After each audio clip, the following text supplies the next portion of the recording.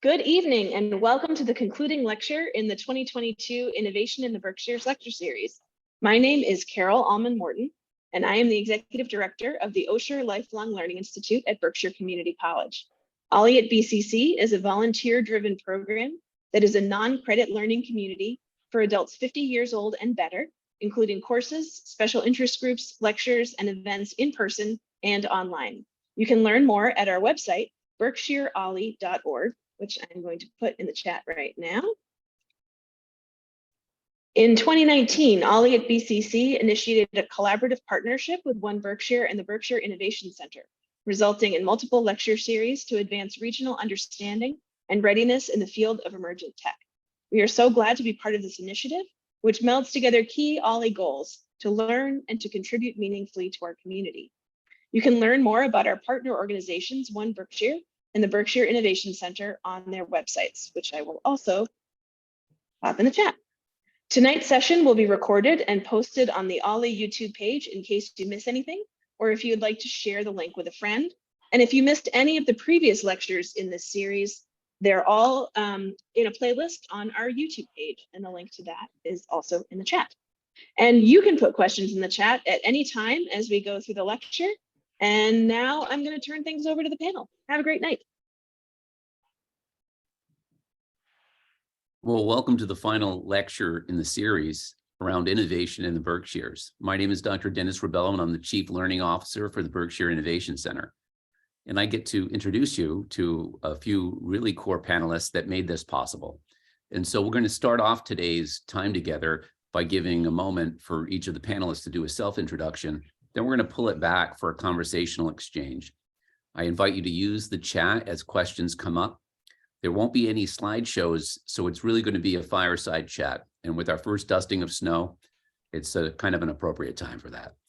So we'll start off in the upper right side for me, which is Bob Braddick, so from OLLI at BCC. Bob, could you introduce yourself fully? Sure. Thanks, Dennis. What a pleasure to be with you all tonight and to share this panel with two great innovators here in the Berkshires that I've gotten to know very well over the past 3-4 years, and helped form this collaborative effort to, I think, very significant effect and impact across the region.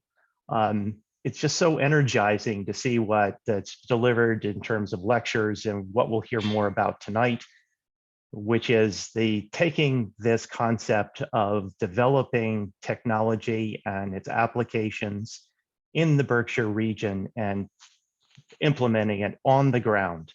And not only a learning effort, but an action effort across this region.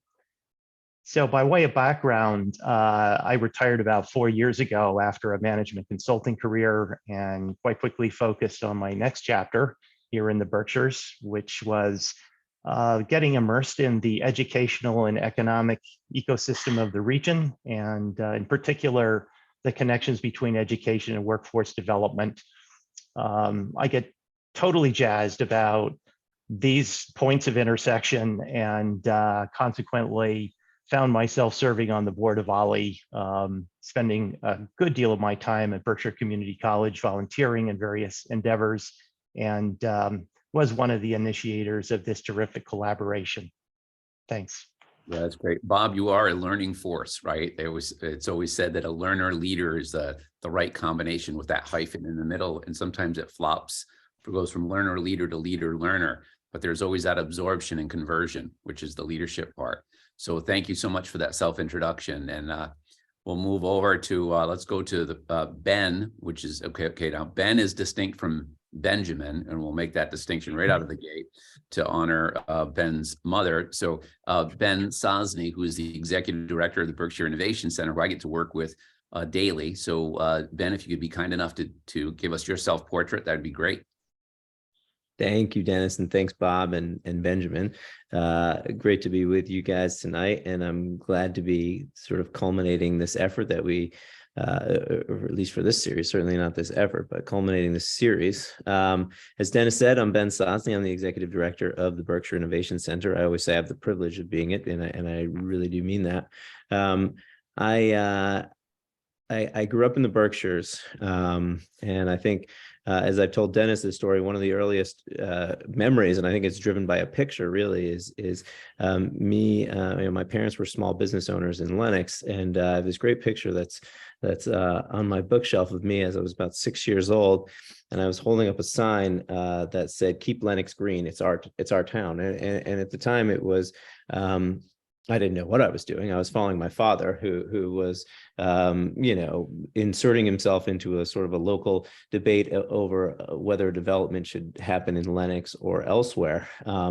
And I think I never thought too much about that moment, other than I was tagging along with my father. But it really, I think it really speaks a lot to something that I was ingrained on early on, is the relationship in an ecosystem of a county, of how one thing can really impact another. And my parents operated a business that was very much reliant, driven by Tanglewood and by cultural attractions in southern Berkshire County. I left for a while, and that business paid for me to go to college, and I left the area, and I came back about 6 or 7 years ago, after a long time in New York City, with a mission to drive economic development, not necessarily a science and technology background.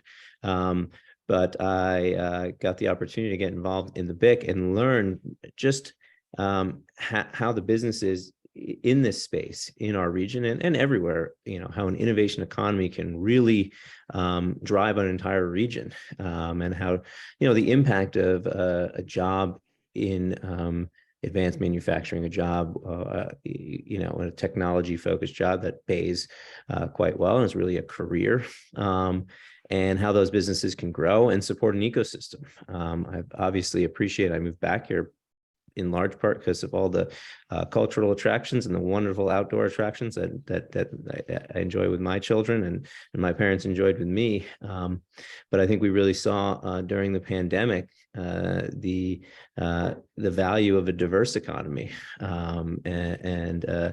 As Steve Shepard, a professor at Williams College, said on a lecture we did with him a long time ago, I remember this very clearly. He said, the economy is like it has to be like a forest. A diverse forest weathers different storms and weathers different things. This is a key sector of our economy, and to be in a position to help foster it it's been a real pleasure in working with these gentlemen. So thank you, Dennis, and thank you all for joining us. Yeah, and in full disclosure, Ben is a reformed lawyer.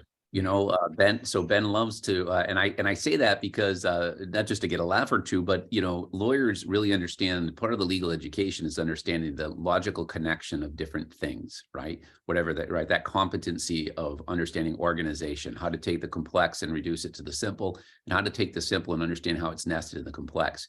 And then I think in discerning how the Berkshire Innovation Center is an arena for those adjacent technologies or companies that might be in aerospace, or might be in biotechnology, or might be in clean tech, right? Or might be part of the creative economy. Like, that skill that you have that drove you to law school is being deployed and contextualized here in the region. So I just want to add that insight from sort of being along with you for the ride for the last couple of years, quietly, and now not so quietly. And of course, the real Benjamin, the only Benjamin on the call, Benjamin Lamb, it's a pleasure to introduce you. And if you could be kind enough to share a bit about yourself and your self-portrait, that would be wonderful. Absolutely. Thank you, Dennis. Thank you to my fellow panelists, who I have the honor of working with on a very regular basis in the work that we're doing, both through the Tech Impact Collaborative and other initiatives. So my name is Ben Lamb. I do go by Ben. You just call me Ben too in this particular scenario. But I'm a dad. I'm a husband. I'm a DIY aficionado. And in my day job, I am the Director of Economic Development here at One Berkshire. I've been in this role now for about 4.5 years. And the way I like to sort of give context here is One Berkshire is a connective tissue organization. And I came into it without having experience in direct economic development. My background, my undergrad is in biology and environmental studies. My master's is in higher education. My PhD that I'm going through is in higher education, for crying out loud. Yet I'm the Director of Economic Development for a region of 128,000 people. And the reason that it seems to be a good fit is One Berkshire is a connective tissue organization. We aim to bring together people, resources, opportunities, and vision in new and dynamic ways that help to elevate a regional economy from soup to nuts, and really a wraparound economic development approach, which is outside the norm for traditional economic development strategies. We do a lot of that work through our Berkshire Blueprint 2.0, which we launched back in 2019, which is really a comprehensive imperative for economic prosperity for the next 10 years. And one of the major components there is around our advanced manufacturing and engineering realm, which has evolved into advanced manufacturing and digital enterprise. And this work that we've been able to engage in now for 3 years, which is crazy to think it's been that long, really fits into that realm. And it fits into another category that I like to put us in, which is we're tree planters. And by that, I mean, a tree takes a time to mature. It takes someone to plant it, someone to nurture it, someone to eventually glean the fruit from that tree. And this is one of those ventures where we see the need to put that Johnny Appleseed seed in the ground, help to nurture it, and then hopefully help it fruit for generations to come. So much of our work is like that, and this is no different. But this one, for me in particular, with my STEM background, is something that I've really sort of put a lot more gas into the engine for. And so I'm excited for the work that's been going on. I'm really excited to see where it will take us. No, I have to point out, Ben, that, having connective tissue in the seed planting just takes you back to your original love of biology. I mean, you just can't shake it, man, and, I've been able to see and feel and experience the power of the creativity of the two Bens, as well as Bob through this process, but especially the two Bens in the work we've done on a particular grant, which, may come up a little bit in terms of the way in which we're thinking about innovation and creativity. So I'm just kind of teasing the audience, maybe preheating the oven a little bit here. So Bob, I'd like you to lead us off a little bit. This is about a narrative. We there's a past right that involves innovation in the Berkshires, TQM, the Feigenbaums, and there's a really strong pedigree of this notion of quality assurance and just being creative, but through the lens of technology, from an industrial technology standpoint. And then we have the now, right? Sort of where we are now, and then we have the future. Today is really about the future of innovation in the Berkshires. So I want to make sure that the audience understands that we're going to try to really channel, and I'm going to try to, shape the conversation a little bit about the future. So Bob, that's your, sort of your cheat sheet and your on-ramp to take the microphone from me. Oh, sure. Well, would it be helpful if I just give you a very quick context overview of kind of how we got there, and then the majority of the time will be what's cooking today and what's the vision for the future, if that's okay. Essentially, Ollie's mission is learning and contribution to the community, among many other mission objectives. And it's a very vibrant learning community here in the Berkshires and around the country. 4 of us got together over lunch, probably. Maybe there was a beer involved. I don't recall exactly, but and that was Art Sherman, Jim Rosenstein, Kate Kidd, and myself. And we put our heads together saying, what could we do to buttress the curriculum and learning process, not only within our group, but to the community at large? And we came up with this idea of emergent tech as being not only a need, but from a standpoint of the community learning, but also from the standpoint of the economic development of the community. And that really led us to a vision of how can we become better informed, better engaged, better connected as a region around this topic. And we realized very quickly we couldn't do that on our own. So we approached Ben and the BIC and Berkshire, and the collaboration was born. It was easy and exciting. And I think it's a great formula. You've got the economic development leadership of the BIC and One Berkshire, powered by the learning platform and knowledge base of Ollie, and a volunteer group within Ollie to power the whole cause, along with staff of these 2 great organizations. So, and I'll just mention one other element, which I think is germane here, and that is it's more intergenerational than I think many such undertakings. And I would suggest even maybe a model because cross-county collaboration amongst us organizations is really important. Then sort of just leaping ahead, and then I'll turn it back. One of the lectures that we had or one of the lecturers, I should say, during those early lecture series was Matt Dunn from the Center of Rural Innovation, otherwise known as Corey. And this is a nonprofit rural development consultancy up in Vermont. And, you know, all of us got together and said, wow, Matt Dunn, this place rocks. You know what? Maybe we could talk to those guys. Maybe we could do something right here on the ground in the Berkshires. And so we set about making that happen. So that's the quick overview.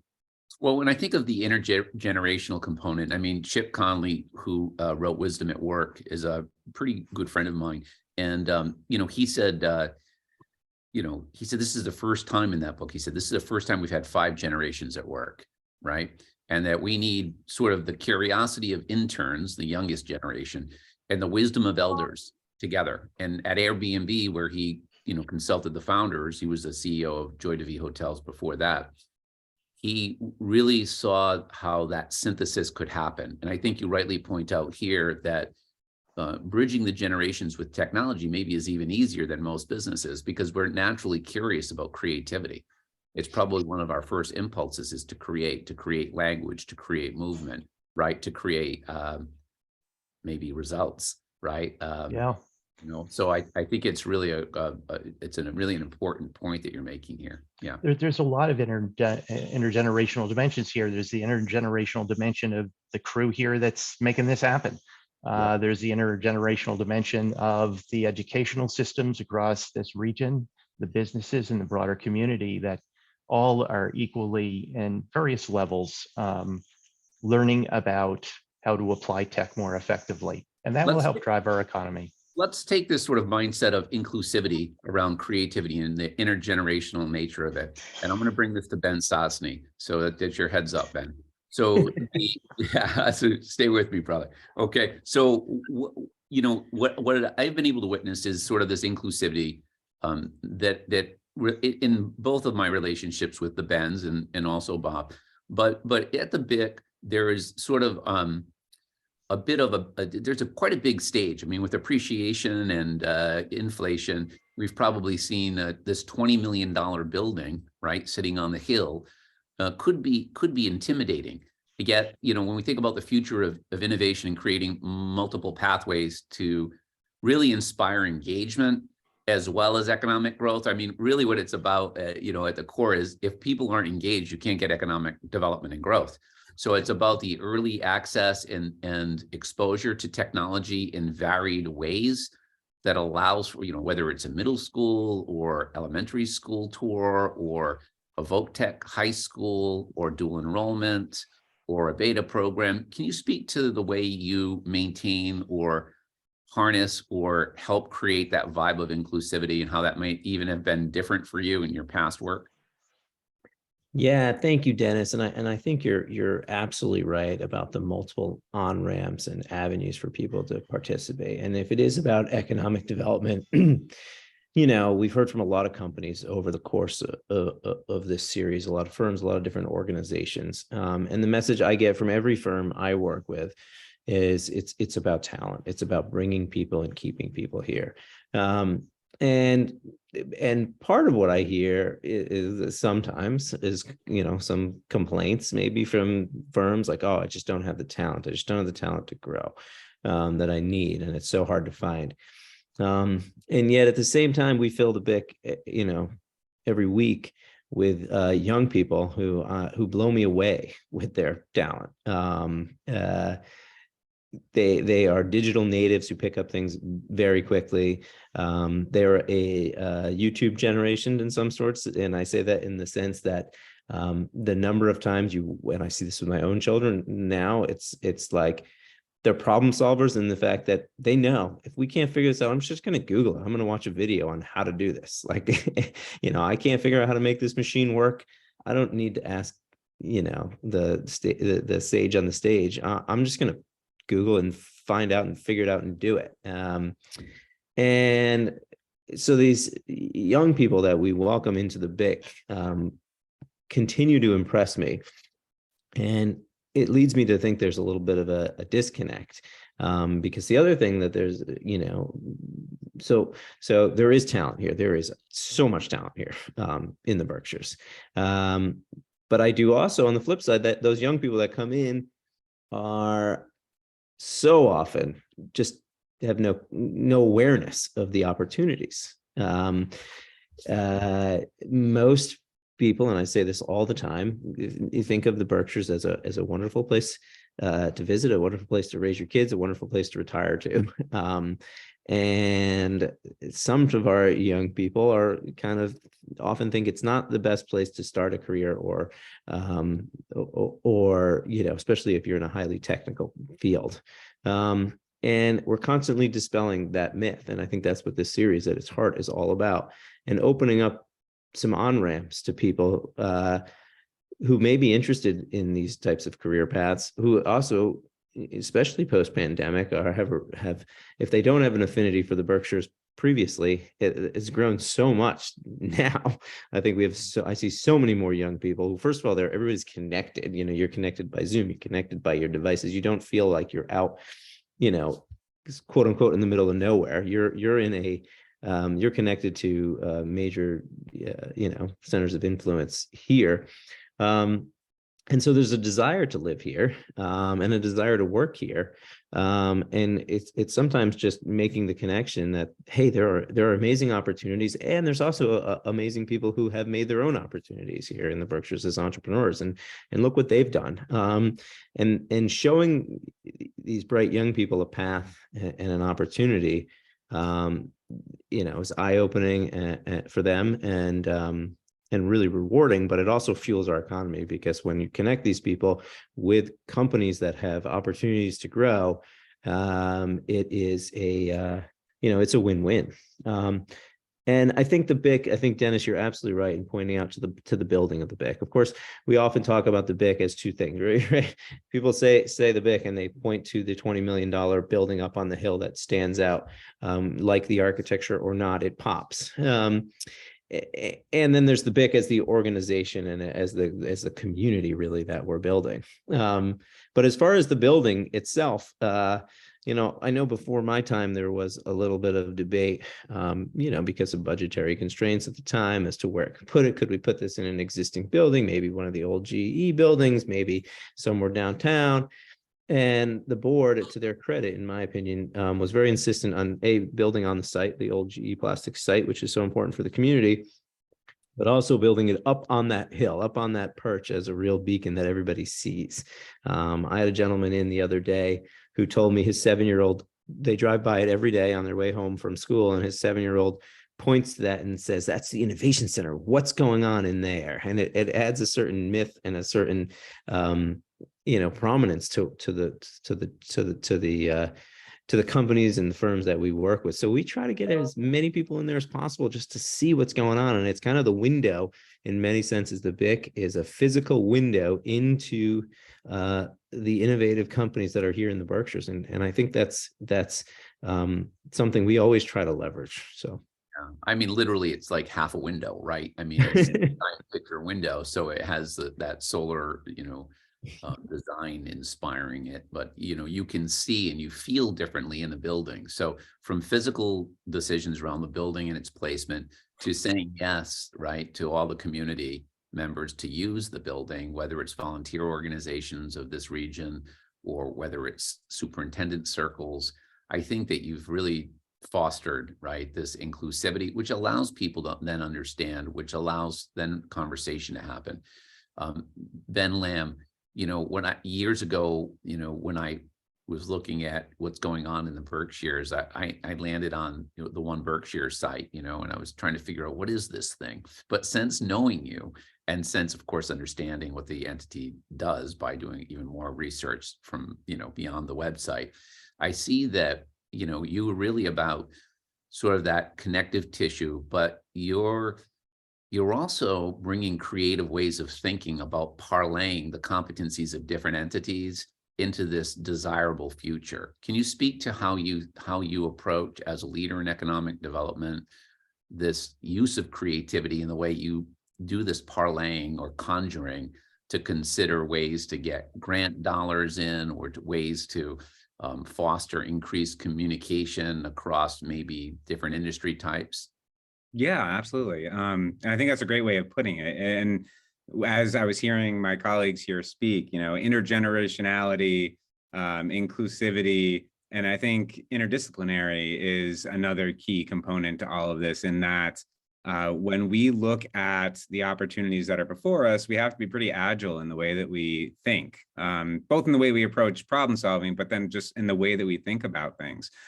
We are not dealing with the economy of 1960s or even the economy of the 2000s, to be quite honest. And I think our willingness to not be cloistered into a specific silo when we think of a particular industry or a particular opportunity or even a particular set of funding, which, I think we might talk a bit about that grant that we applied for, which if, we kind of went outside the box in terms of how we approach that. And that willingness to adapt outside best practices, to bring in experts that have never been tapped. I mean, Corey is a great example of one that expertise had not been reined into the Berkshires before. And we've seen how far it's come even just in the last 2 years and how far the potential has to go. It's that I think, to Ben's point about everyone being so connected, we're able to connect into things that hadn't historically been accessible to ourselves and to the communities that we're trying to support. And so that has been, mission critical, sort of across all of our work at One Berkshire, but in this particular realm, it's been even more important. And ultimately, I think the ability of folks, agencies, individuals, communities in the Berkshires to collaborate, which has been something that we've sort of had in our genes for a good long while, is so imperative to this work. We run into colleagues across the state and across the country where even just this relationship that we're seeing on camera right now is impossible to foster, or seemingly impossible to foster. We're looking at things in a way that brings together many points of a constellation versus treating them all as if they're their own little solar system.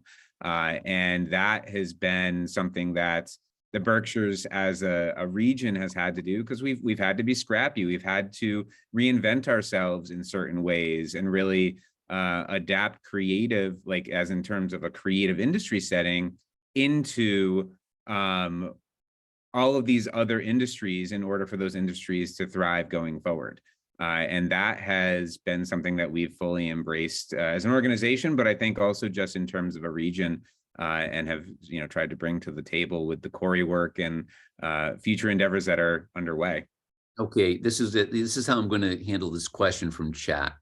Okay, you and I bump into each other at a cafe. Let's call it Dottie's. Okay. Yep. I'm having a healthy Elvis sandwich with a tempeh insert because I don't eat bacon. No, hold the honey. It's an amazing sandwich. I recommend it. And I'm loving it. And I didn't know you. And I said, what is One Berkshires? I'm confused. Hit me with it in under 90 seconds. We do boom, boom, boom, but we don't do boom. Go.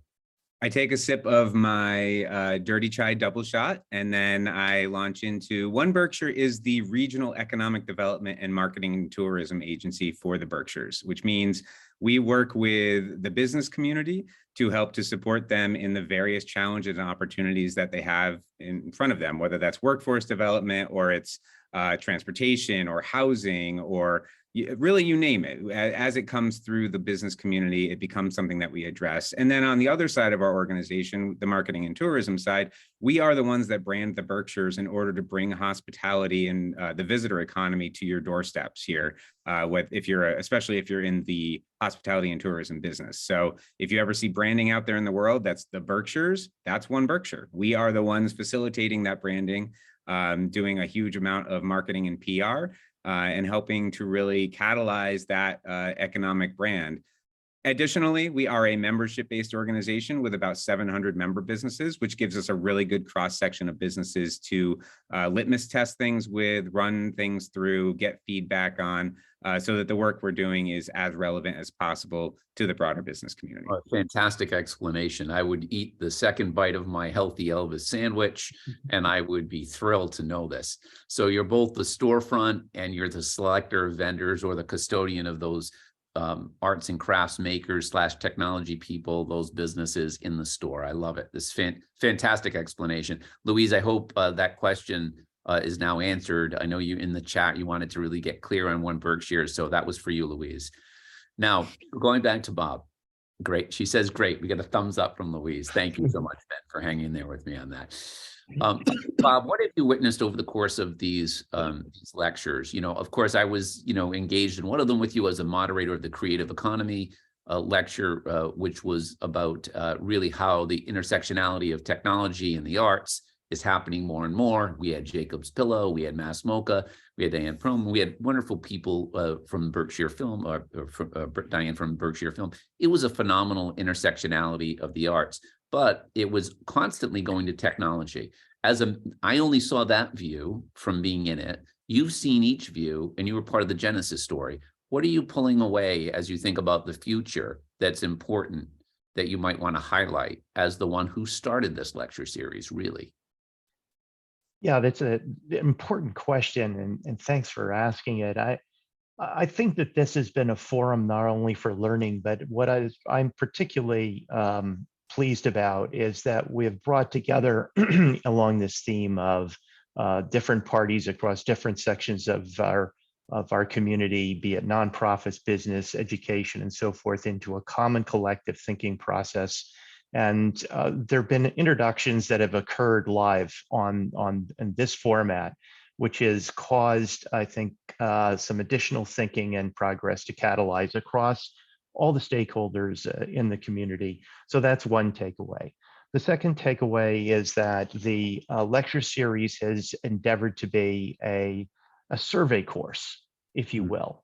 It's kind of a 101 across all manner of technology and its applications and multiple industries, multiple sectors, and so forth. We've covered everything from cryptocurrency to advanced manufacturing, to climate change, to the creative economy. I mean, just as a sampler.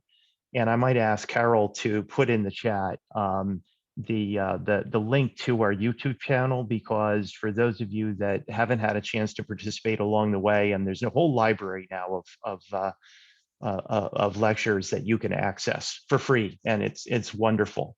I'll just add one additional thought, and that is that we're working to increase the visibility and the access of this lecture series to our educational system. What a wonderful resource for the high school. So you're a senior in high school. What the heck am I going to do? Well, I'm thinking about maybe this field or that field. So it fits. It's a primer for our educational system, BCC, MCLA, and all the high schools and others across the region to tap into. So those are some thoughts. Perhaps Ben have some additional things to offer. And Sosne, would you like to add any sort of insights that you've been able to glean or spot, or that have emerged that maybe you expected and maybe you didn't expect?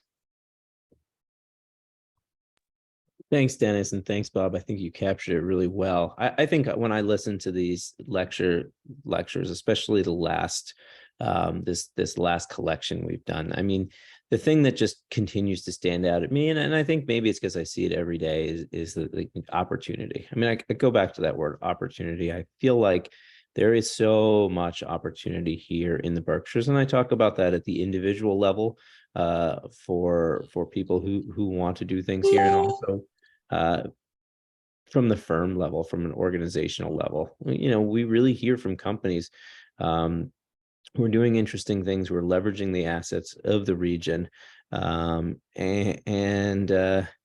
who are also committed to the region. And we set up this most recent Series A to talk about innovation, and it's something I think I said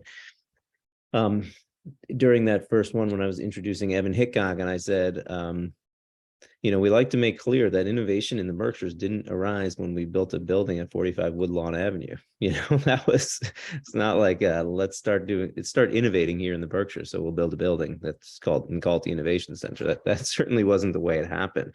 And to trace that history was really important in table setting, I think. And then one of the things that I've been fortunate enough from my seat to witness and to really start to understand is the levers that the Commonwealth has, that it pulls in certain sectors, right? We know the BIC as the building, for those of you who don't know, was built with funding from something called the Mass Life Science Center, and that's then Governor Deval Patrick in 2010 put $1 billion into the life science sector. It's obviously something we covered in that lecture, to really make sure that Massachusetts was leveraging this network of great academic institutions, great healthcare system, to stay and really thrive as the leader in the life science sector. And that has a ripple effect to the Berkshires. And we see companies, leveraging that all the time, transitioning from, what they were doing 30, 40 years ago into what they're doing today, and really taking advantage, particularly, in medical devices, because that's what we do well here. And the same thing you see now with all the investments going on in clean energy, at the federal level, at the state level, that just opportunities arise. And for innovative people, frankly, in the Berkshires and innovative companies, there's opportunities. And and I think these are things that excite young people, because look at what we just saw with the pandemic. I mean, this is like, wake up and feel good about yourself. You're making life-saving devices, or you're making technology that literally saves the planet, or is so critical to defense or national security. So these are really important things that people can wake up and feel good about and have successful careers. So I see opportunity. So I appreciate how you defined opportunity, and also how you went back to give us a little bit of a lesson in how the Berkshire Innovation Center was made possible, right? Tomorrow night, there's a film, Digitalize and Boyd Biomedical, two member organizations at the BIC collided during the pandemic. There was an opening of sorts to document how manufacturers, government, quasi-government agencies, health systems began to collaborate. And that was captured and now it's a documentary called Project Frontline. The Western Mass theatrical premiere is tomorrow night at the Berkshires. So you probably have to pay $100 a ticket for that, right, to get in? Absolutely. Send the check directly to Dr. Dennis Rubello. No, I appreciate that, Dennis, and I hope those online are able to join us. I know this we had originally thought of doing this in person, and one of the reasons we didn't is we have a big night at the BIC tomorrow night, and it got quite hectic on my team there, and we were frankly getting so much good reception online. But there is an event at the BIC. If those of you hadn't been to the BIC or haven't heard of Project Frontline, tomorrow night should be a fantastic event. It's free and open, and once I stop talking, I'll find the registration and put it in the link as well. But yeah, Project Frontline is a great example of a collaboration between two BIC member companies who really operate in different spaces. Boyd Biomedical, along with a lot of other manufacturers across the Commonwealth. When the pandemic first hit, we obviously had, as we all remember, a shortage, to put it lightly, of masks and other PPE that were so critical. The supply chains from Asia came to a halt, and we weren't making this stuff here. And our leaders in the state government really got together and said, how do we get our manufacturers, because we make a lot of stuff here in Massachusetts, to answer this call? And Boyd Biomedical, along with a lot of other companies here in the Berkshires, but all over the Commonwealth, dove right in. And at the same time, Boyd recognized the opportunity to, hey, we're doing something. This is a really special moment. Not we're doing it, but we as the collective are doing something really special. And can we capture this in real time? And we paired them with a documentary filmmaker who I've known for a very long time, an Emmy-nominated documentary filmmaker. So he's the real deal. And they put together a fabulous. Tomorrow people can see this. If you're in the Berkshires tomorrow, you can register. Ben's going to provide that link, and you can see what all of the sort of positive energy is about. And what you'll see in that film, well, I'm not going to tell you everything because you have to go to see it. But I'll give you this one bit. You'll see unbelievable openness, exploration, and creativity, and it's really led by the influence from this region. So there is something special in terms of what we consider, social norms or tendencies here that, when carried out, can really evolve into more of a synergistic, collaborative leadership model. And, you'll also have a chance, if you do attend tomorrow, to ask the filmmaker questions and some of the producers and some of the folks who are in that film. Ben Lamb, when you think of talent, technology, and timing, the 3 T's, talent, technology, and timing, I'd love to hear your comments as to how they're really coming together for the Berkshires, whether it's because of the pandemic, whether it's because of the fact that people are more keen on being self-driven and self-deterministic in their motivation to do work. I'd love to hear your thoughts on that, and I'm sure others would too.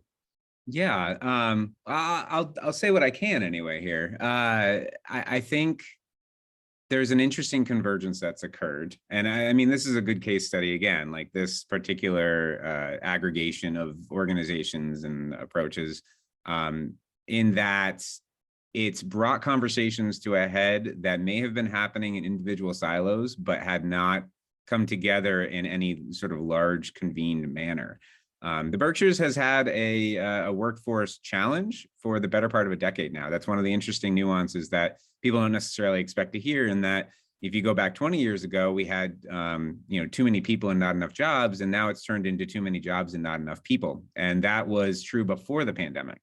The pandemic has only added to that, because we've actually had, especially in our advanced manufacturing realm, a number of our both larger and medium-sized employers who have this market demand for what they're producing. Boyd is a great example of the market for particular specialized services opportunities that they could offer, that they were agile enough to pivot and address. And that demand is so high for so many of our employers that they can't find enough bodies to get there. And that becomes the impediment, which again has not been the challenge that we've really had to deal with for the last 20 years. So we're that talent pipeline is something where we see two demands. One, we want to retain and raise up our current youth population so that they can either stay here immediately or yo-yo, right? Go out, do some great educational opportunities, and yo-yo back in with that amazing talent that they develop out in the world. And so creating those opportunities to inspire aspiration, where they see that they can do something really great and exciting and successful right here in the Berkshires. And I would dare say that this series, in its 3rd year of iteration now, is a great example of something that is showing me personally how many opportunities there really are, and how international cutting edge technology is being done and being more doable here in the Berkshires as a rural innovation hub, more so than it has been for a really long time. And that's really exciting. So it's that retention piece and that raising up piece. And then it's also the recruitment piece. And the pandemic did an interesting thing where it drove a bunch of people to move to the Berkshires. We have an amazing quality of life. You can literally work in a high-tech advanced manufacturing hub and go and be kayaking on a lake 5 minutes later after the workday ends. And there's few places in the world where that sort of interesting convergence can occur, and occur so naturally and organically and comfortably.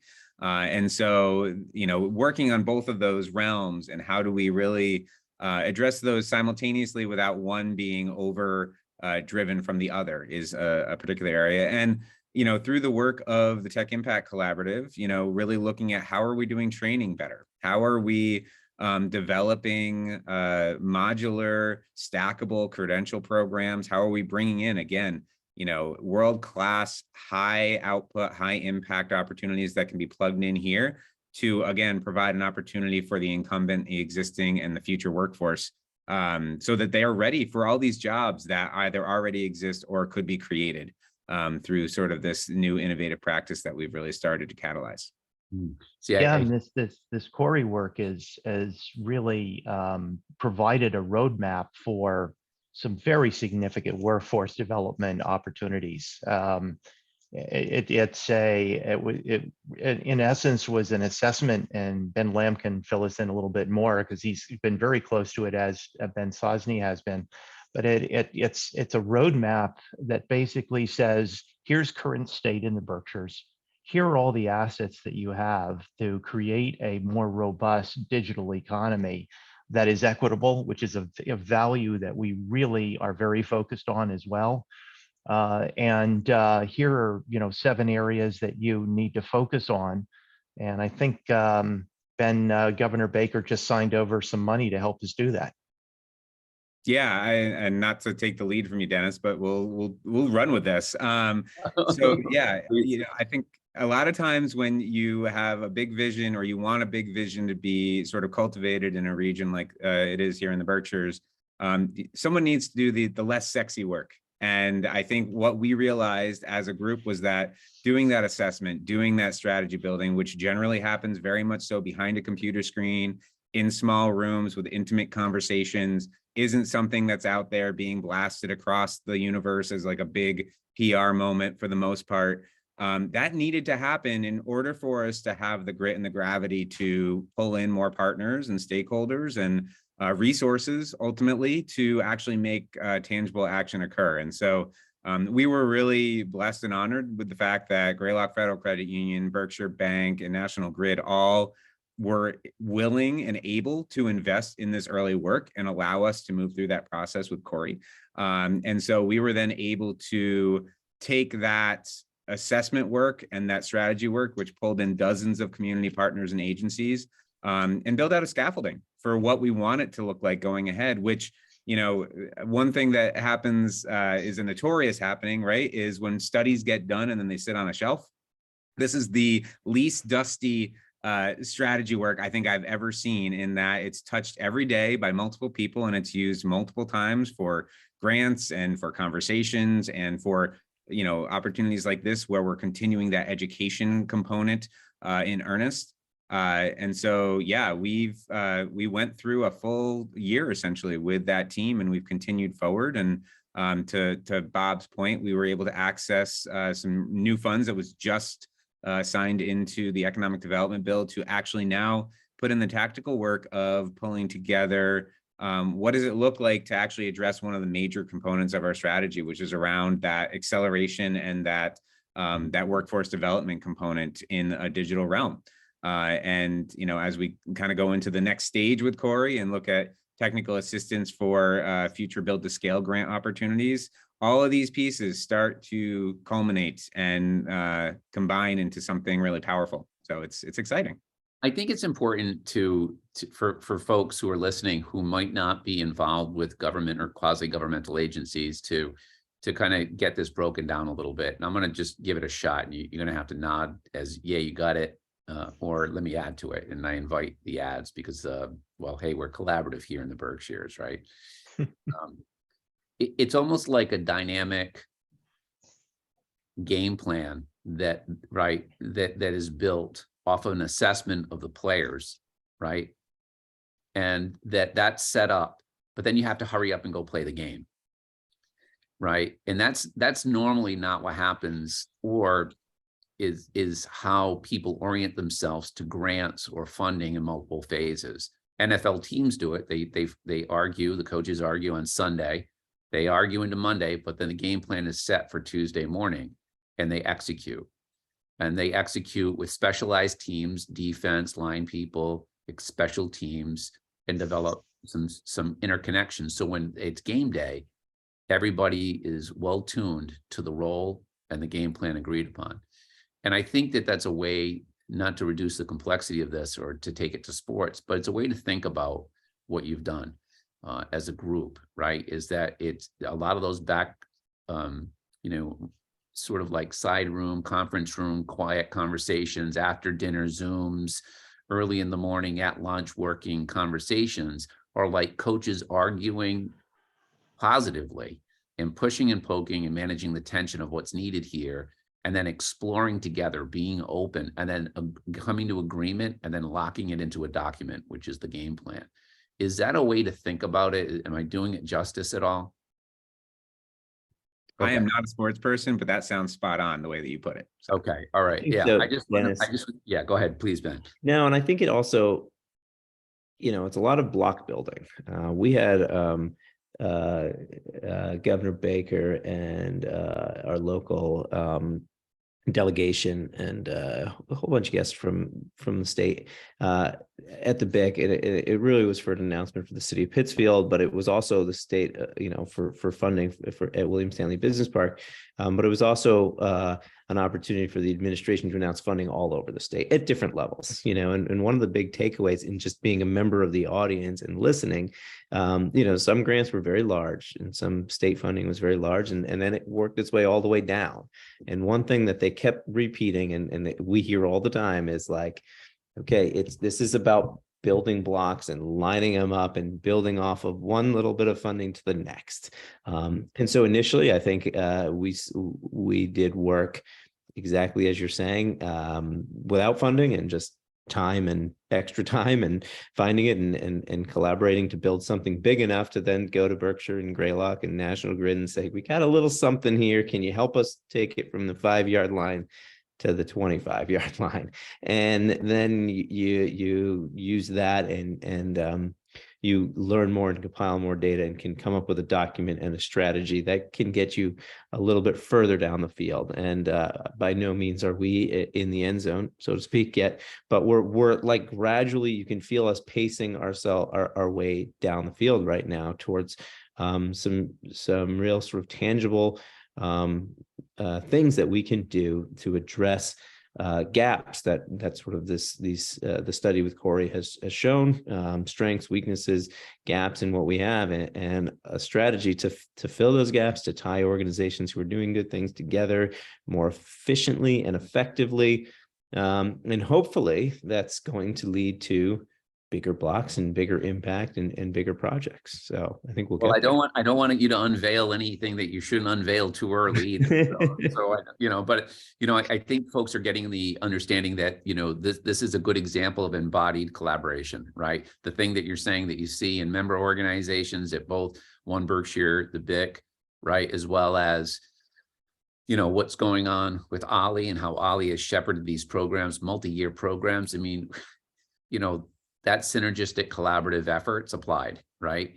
And this is sort of the nature and the ethos as someone who is witnessing this and has been sort of in the territory for the last 12 years, back and forth, and owning some property in North Adams and then Williamstown, and deciding to leave my professorship to come here as the chief learning officer. I saw that spirit, I felt that spirit, and I continue to be fueled and energized by that spirit because it's real people.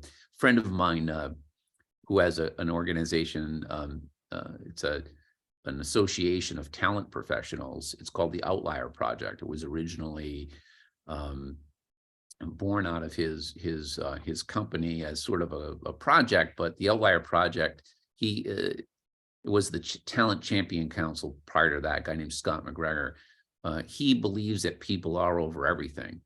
And, everybody here believes people are over everything, right? People over everything. People, common denominator, everything, right? People at the top, line, fraction style, everything.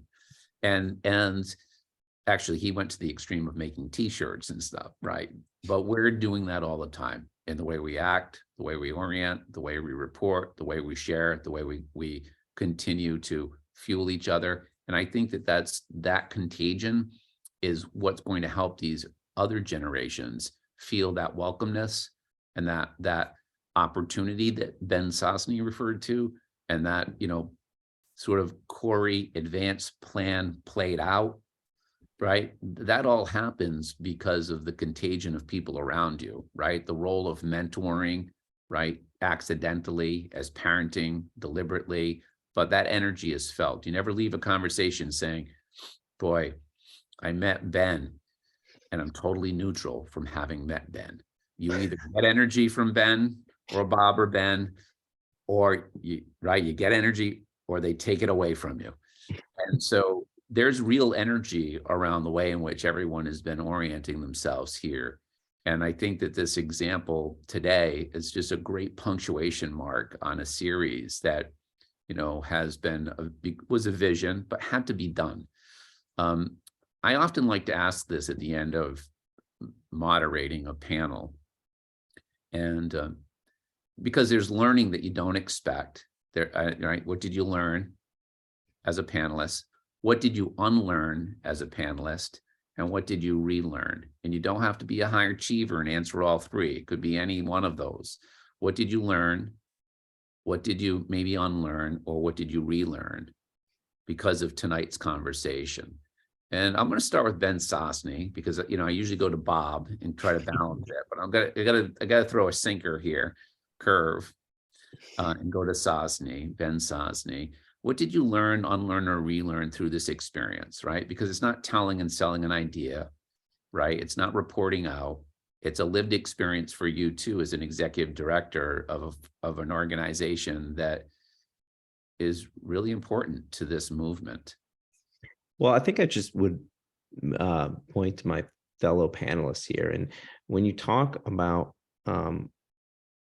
the Berkshires, one of the things we know we have is more nonprofits per square foot than any place, in America per person. And there isn't always, I think, in the regions, and we learned this through the Corey process. Something in the Corey, through the process with Corey, one of the things I really liked about it is you get paired up with other communities. So we went through a process with, I think, 8 other or 7 other, maybe there's a cohort of 8, but there was 8 other communities from across the country, north, south, east, west. And they all had a sort of contingent of representatives on, and you learn people are at different stages of this sort of, economic development work that they're doing. Communities have different strengths. Some are near major research universities. Some are, very much more rural than we are. And one of the takeaways that sort of, one of the benefits, I guess, is that you hear other communities comment on your strengths and weaknesses, an outside perspective on you as a community. And one of the things we heard over and over again is, wow, like you guys really collaborate well. Like there's all this, everybody's talking to each other. And I think we kind of get, numb to it a little while. It's like, geez, I have another phone call with Ben Lamb. My God, like enough. But the beauty of it is that we do it well here, and it is because of leaders like Bob and Ben who are open to it. When you have this many nonprofits in a small region, there is a little bit of shoving for elbows that could happen. This is my lane, this is your lane, or you're touching into my thing, and that tends to happen because everyone's trying to grow their organization and sustain. And I think with this group, we've been really cognizant of being open and recognizing like strengths and weaknesses and how we can really support each other. And I think that's why we've had so much success, is because good communication, being open to saying, nope, this is what One Berkshire does really, really well. Let's let them flex here. This is what Ollie does really, really well. Let's let them flex here. And this is where we can leverage the partners of the BIC, and let's let them flex here. And when you have relationships like that, that's how you're able to sort of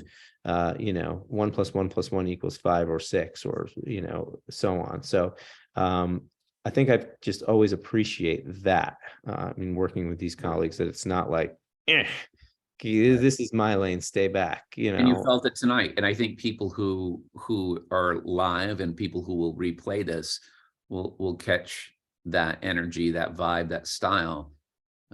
Nobody talking over anyone, people being patient with each other, people claiming a lane, but also switching lanes a little bit to help one another. And I think that's really quite a, vital point, right?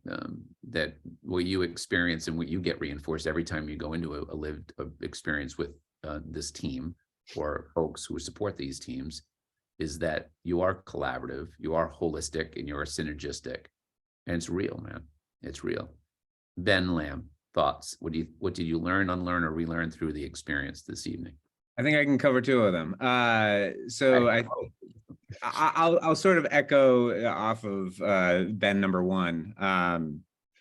Really emphasizing the relationships and sort of how much they matter, especially in a rural context, and how they can transcend roles and objectives in really interesting ways. I mean, I've known Ben Sosne now for a number of years in very different contexts.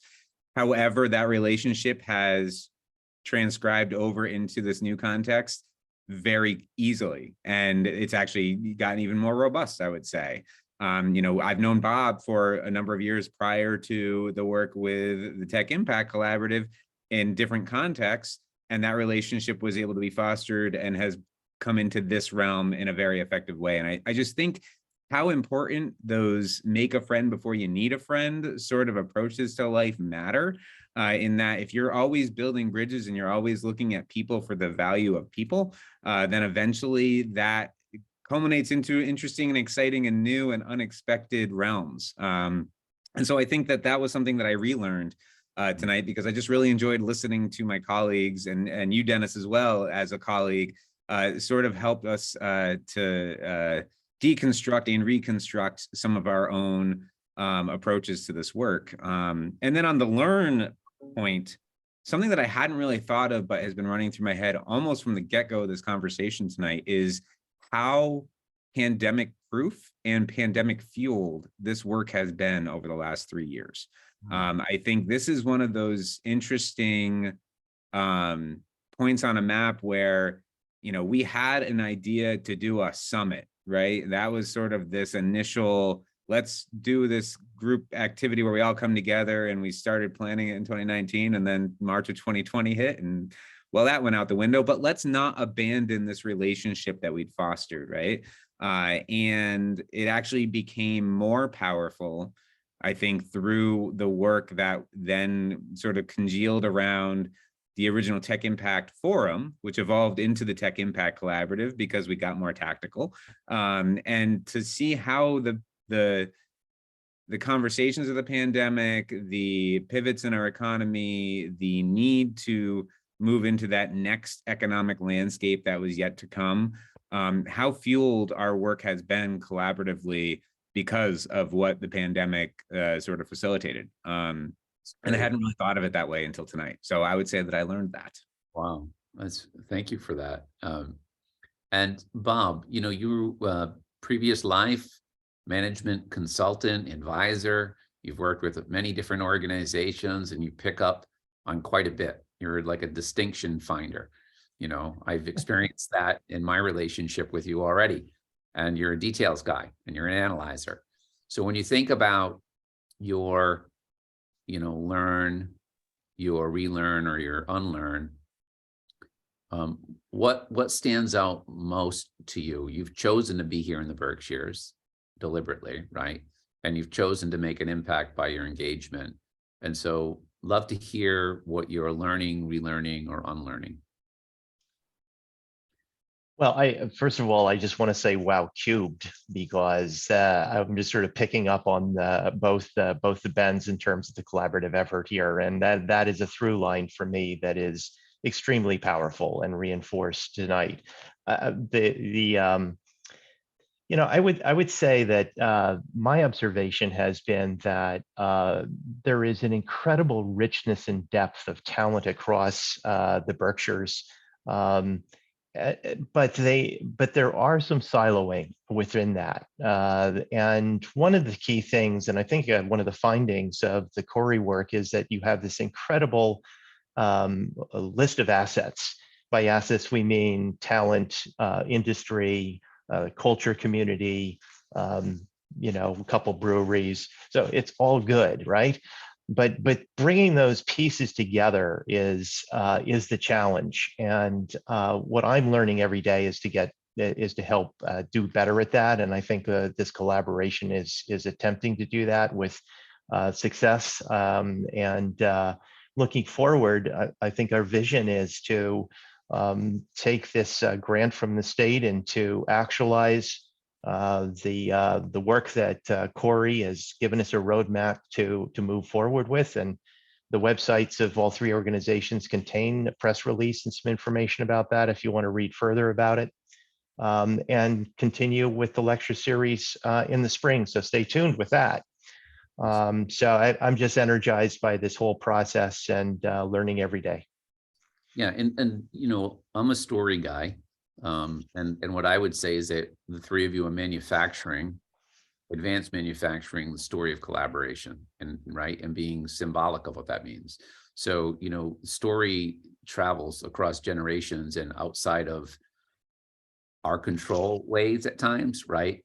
The story has stickiness, right? A story changes mindset. A story gets you to understand how to perceive a problem, and how to think and rethink. And so I would say that what I'm learning being with you tonight is that, you know, the story of your collaboration should be storied about more and more by me, by others, because we have to seed, to pick up on Ben Lamb's bit, propagate and maybe hydroseed this narrative.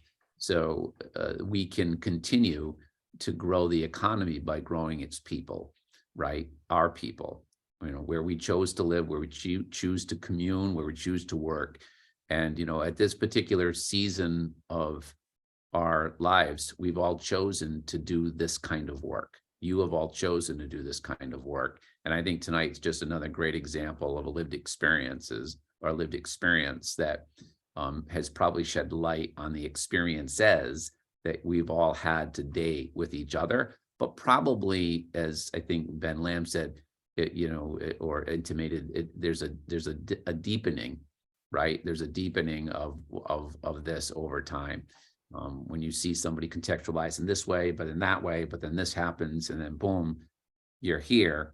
You're like, wow, there's coherence in who this person is. Ben Sosne, Bob, you, and that, right? That's pretty cool because you see that devotion. And I think I'd leave the audience with this, and we've answered some of the questions by integrating them into the chat. I ask you, if you're an audience member, to ask any question that you might have that's lingering, but belief is ultimately confirmed in the doing. So as this grant, launches the next phase of the collaboration, it's about the doing.